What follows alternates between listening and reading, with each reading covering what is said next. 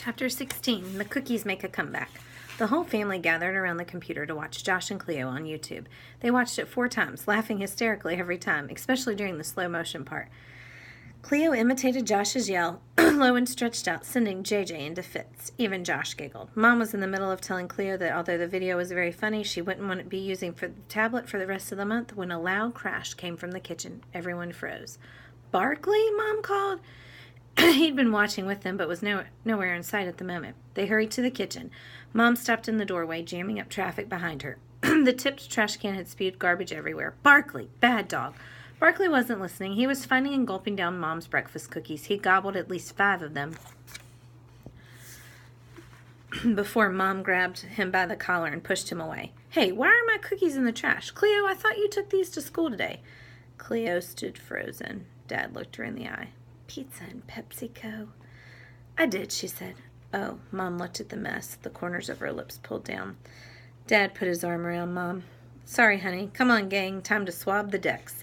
Mom stopped to pick up some hot dog packaging and a banana peel.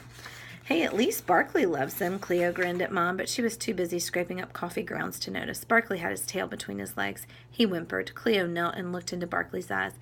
"You made a big mess, boy. I know how you feel." She went to kiss his nose, but he licked her face first. His breath no longer had the horrible fishy stench. It smelled sweet. "Mom," she said, "I think your cookies have worked a miracle."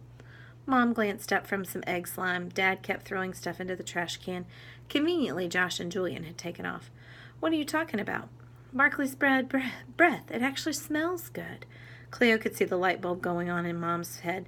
"Oh, that's funny. I bet it's the anise. It's a natural fresh breath freshener." Dad came back and snipped Barkley's mouth. Not bad." Now Cleo had a light bulb moment. "Mom, I think you can sell these at the farmer's market after all."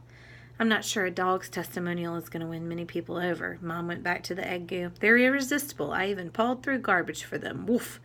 Dad chuckled. "Not people." Cleo felt her smile growing. "Dogs. You'd be selling them to dogs." Her smile felt almost as wide as her face. "Well, to the owners of dogs, but they'd be for dogs." For a second, Mom looked surprised or maybe insulted. Cleo wasn't sure. Then she threw back her head and laughed. "And I know what we can call them," Cleo said. Her very enterprising mind was firing on all cylinders. "Cleo's canine cookies." Mom laughed harder. She even snorted once. "That's not bad," Dad said. "I like it. I'll help you sell them." She had another idea. "And what about my canine carrier capsule? Trademark. We could sell those with them. We could even package them together, and I could write a training manual for how to teach your dog to carry messages and—" Whoa, one thing at a time," Mom said. She went to the sink to wash her hands. Barkley stood there panting, totally clueless about the great idea he had just inspired. "We can make real money with this," Cleo said. "Then you wouldn't have to worry so much." Mom's forehead wrinkled. "Worry? About having enough to pay bills." Mom and Dad looked at each other. "Oh, honey." Mom hugged her again. "Don't you worry about that. We'll be fine. God always provides." They were quiet, and for a moment Cleo felt like her piggy bank was full. "I think you're on to something, Cleo," Dad said, "but there's one requirement." "What?" "Your mom and I become your board of directors." Dad picked up another canine cookie and tossed it to Barkley. The dog caught it mid-air and gobbled it down.